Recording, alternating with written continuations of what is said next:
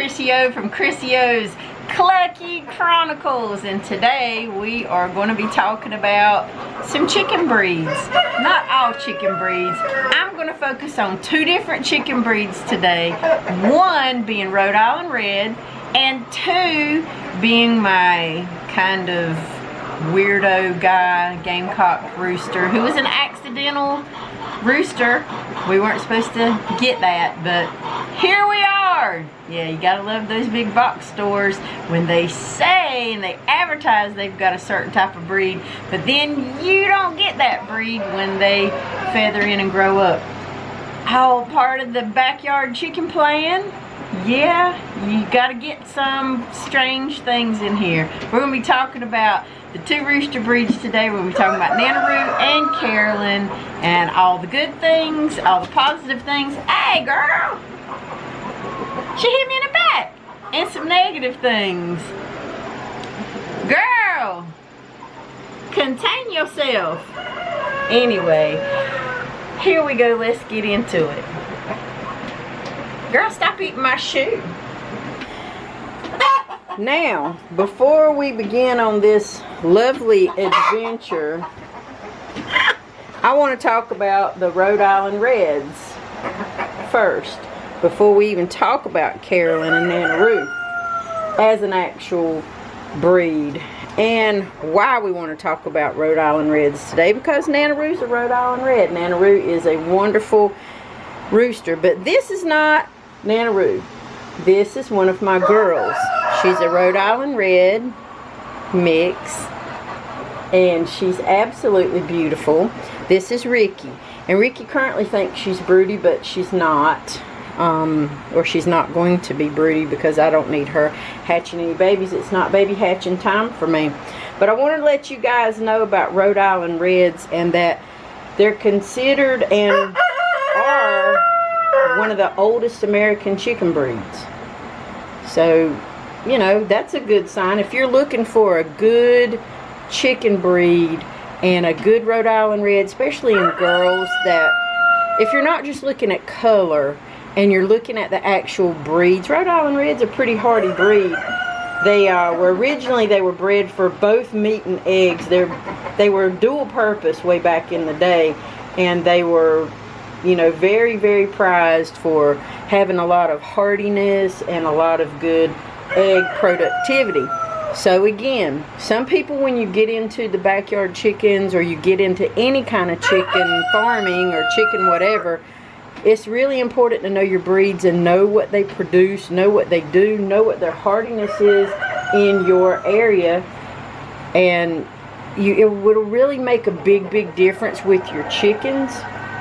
Now, if you look at her real close, as Ricky being a Rhode Island Red, she's got the physical characteristics of mostly being a Rhode Island Red. She's got the reddish brown feathers. That provides her excellent camouflage if she's free ranging or doing whatever she wants to do to hide from predators, especially hawks in our area. Now, with the characteristics, despite their little name called Rhode Island Red, I really don't know exactly where that came from. I know we have the state Rhode Island. I don't know if that's where they came from or not. I'm just telling you what I know. But they come in a variety of colors. They've got this beautiful reddish brown color. They've got black, they've got bay, and they've got buff. So there's different colors of Rhode Island Red. Now, primarily the reason why I got Rhode Island Reds is because they're very friendly. The ones that I've always had, they've been very friendly, very docile. Their nature is really sweet, and they're just great for families and people who wants to start chickens. You want to start with a really nice, kind breed that you can deal with so you can get to know them. And also, they're very intelligent, and they're very curious, and they love to explore. And besides that, their egg production is pretty good for me. I get anywhere between 200 and 250 brown eggs per year. And they're very rich in their flavor. They have a very dark yolk. And they're very hardy for my climate here in eastern North Carolina. being close to the coast, it gets pretty humid and pretty hot. So and it can also get super, super cold, and we can get snow here. So, you know, they're good with withstanding harsh weather conditions. So, thank you, Ricky. You've been a good girl. Thank you for letting me talk about you. Now let's go get Nanoo and talk about these roosters. Now that boy right there, that's Lynn. That's Mother Rhode Island Red. He's very tall. He pretty hefty in his weight. He runs pretty good. He is a very nice boy. He's very protective of the hens. But that one is the star of the show. This is Nanoo. Now you guys have seen Nanoo all over my channel because he's basically like a little puppy dog. I've hand raised all of my chickens, but for some reason Nanoo really took to me more so than he did anybody else in the family. Now he's an old boy. He's in molt right now. That's why he looks so rough. But he is the best rooster that I have ever had in my life. He follows me wherever I go. I can pick him up anytime. I can pet him anytime. And he is just fixing a nest right now, trying to tell the girls to entice one of the girls over there, which you can see Ludi Bell's all interested. He's letting them know that there's plenty of room in here for your fluffy butt, and that you can come in here and you can lay down with me for a jiggling price later, and you can have your egg right here, and this is a perfect place for us to rest or just do whatever you want to do right now. So Nanoo, getting back to him, he is a Rhode Island Red. He's a big boy. He's a very big boy. At one point in his youth, he weighed probably about 5 pounds. As they get older, they lose a little bit of that bulk, a little bit of that weight, but he is a beautiful boy. He knows his name. He's extremely smart. Now, Nanoo is a Rhode Island Red. He is a big boy, and he is the bestest baby on the planet. Now, you guys have seen him featured a lot in my videos. I'm sorry, I'm just rubbing your wattles. He don't even know. I think he thinks he's one of us, but he's absolutely beautiful. He is a big boy. The only problem is when Nanoo was born, he was born with deformed feet. Now, has it prevented him from walking and having babies? No, it has not. Have we treated him and done the best care that we can for him? Yes, but we did not feel the need to have his toes or his feet amputated because they are still functional to him, and he can still dig and he can still scratch. The only thing Nanoo cannot do is perch. He can't perch. So when we pick him up, we have to be very careful. He does not run. He trots a little bit, but he doesn't really run. But he can still use his spurs that we have to trim again to his advantage when he needs to correct the boys out here on the chicken yard. And you see we've got Charlie over here, we've got Lynn over there, we've got Bobby, we've got Denise, we've got Heather, and there's Carolyn. Nanoo has been the most docile, friendly, gentlest rooster that we have ever owned. And he's in a heavy molt right now, and he gets kicked and picked on out here some. I know you do, but for the most part, Nanoo is just a big old baby, and we love him. Lynn being right there. Let me zoom in a little bit on Carolyn, because Carolyn is not friendly, as you guys know. He's very aggressive. So way back when we went to a large box store, that guy right there, they're all in molt right now. That's Carolyn. Not the one walking by, the one peeking at me right there. That's Carolyn. Carolyn is an accidental Gamecock rooster. Did I want a Gamecock rooster? No, I didn't. But the box store that I got them from assured me that all 6 of my hens that I got, there was no roosters, and they were all Easter eggers or olive egger mix. Well, as Carolyn you know, developed and he grew and he got older and he got bigger, he was very aggressive. And I noticed some characteristics about him, his pattern, his attitude, just his overall demeanor of being super aggressive and very territorial. Even when hand raising him, we started doing a little bit of in-depth detail research on him and found out, oh my gosh, I have a Gamecock rooster. They're pretty wild, pretty aggressive. What do I do? So I'm going to tell you a little bit of things that we did. But we have to be super careful with him because he will also run at you and he will kick you. He gets into arguments all the time with the other boys. So let's talk about that a little bit, shall we? Yeah, let's do that. Alright, so this is Carolyn. He's very aggressive and kind of mean. He's sad right now just because of the fact that we've captured him. And there's different techniques that you're going to see online where people say, oh, use this submissive pose, use that submissive pose. He was hand raised. He just was born with some bad attitude. That's all that was. He was just born with some bad attitude. But one of the things you got to understand with Gamecocks is they do get a bad reputation. Previously, people have used them for some unfortunate events and some unfortunate games. I don't condone any of that stuff, and I don't think anybody should, because it's not a good way to, you know, to raise or breed or have them for that type of sport.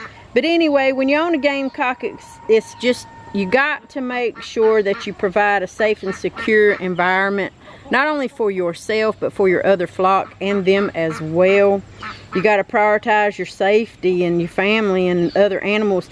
I mean, even though he's socialized out here on the yard, it still does not minimize his particular aggression, because he is who he is. I mean, I thought he was going to be a girl. He turns out he's bit me several times. He's kicked holes in my legs. We keep his spurs filed down rounded. We've got to file those down again.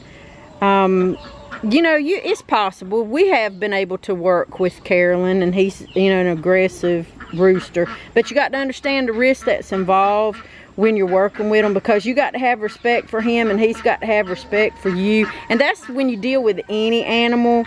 But I mean, he's super strong and he's got a strong protective instinct. So you got to make sure that's what you understand when you're getting a Gamecock, even if you're rescuing them. You got to establish dominance first. It doesn't mean you got to be mean or hateful or cruel to them, but it does mean you got to let this type of aggressive rooster know that you're in charge, and it helps establish our authority out here on the chicken yard. So when I get my little PVC little thing, all I do is bump him with it and he moves out of the way. Now my oldest here helps to control him, and we're going to show you a submissive technique that you can and cannot use. It doesn't matter, it's up to you. This is one that we use. So do you mind showing them? Oh my gosh, y'all, this is a family channel, boys. Stop that mess. Oh no, stop it. So show them the submissive technique that you use, and we'll just demonstrate. You just want to get him calm first. He's going to be kind of crazy. Protect your face and protect his head. He's going to battle you for a little bit, and we're not hurting him. He'll go down on his own, and you put his little head down. He'll close his eyes for a second, and then we put the little lines out in front of him like that, and he'll sit there for a few minutes, and all we're doing is just being patient with him and keeping him calm, holding him there, and it kind of works like a little trance. Then when we get up, he'll get calm. We can, you know, take our hands off of him and he'll be okay. I always back up because, you know, none of these tricks are proven. They're just not. But he's calm just sitting there, just like that. But you got to be patient, you got to be consistent, you got to make sure you got safety, you got to make sure that, you know, you're just protecting yourself, but especially with gamecocks. And he'll calm right down for us, and then he's okay, and then he can let him go, and then he's fine. A little bit dazed and confused, like, what just happened to me? But he's okay. So basically, what I'm telling you guys is be sure you understand what chicken breed you're getting, what you're getting yourself into, why you want a certain particular breed. Is that breed hardy in your area? Because in eastern North Carolina, we can get super hot, and we can get super cold. If I'm moving the camera too much, I'm sorry. They all climb all over me like I'm some sort of jungle gym. But back to Nanoo and his wonderfulness of being a Rhode Island Red. You just want to make sure that the breeds that you have are going to be conducive to your environment, and what are you willing to put up with in as far as personality. That's Carolyn right there, being a Gamecock rooster. You have to be extremely careful with them. They are so territorial, and even though we hand raised him, he bites, he kicks, he's very mean. You see how he just went after Bobby there for no reason. I mean, that's just what they do. Even with the techniques, and even with repetition, and even with all of the things that we try to do to keep Carolyn somewhat in line and presentable out here on the yard, and not so much as attacking everything and everybody, sometimes it just doesn't work. You're just going to get those roosters that you can't really do a whole heck of a lot with, and he's one of them. He keeps his distance for the most part, because hey Tam, we love you, girl. He does keep his distance for the most part. I do keep a little piece of PVC here, so if I need him to move, I just bump him a little bit and he walks on. He does his own thing. But if you turn your back on him, you're pretty much getting hit. So I have to be super careful. The reason why we're having the rooster bachelor pad is because of him and his two babies, his two sons, which I thought were going to be females, but they're not. But Nanoo, you're wonderful. You're wonderful. You're the best boy on the planet, and Mama loves you. Yes, you are. You're the best boy ever. Anyway, y'all have a fabulous clucktastic day. I appreciate y'all. Thanks for watching. Thanks for subscribing. Thanks for putting up with all these crazy DIY stuff and just things that we do for all these fluff babies out here on the chicken yard. Because without y'all, what's the point? You know, I'd just be talking to myself, which kind of am. Anyway, bye.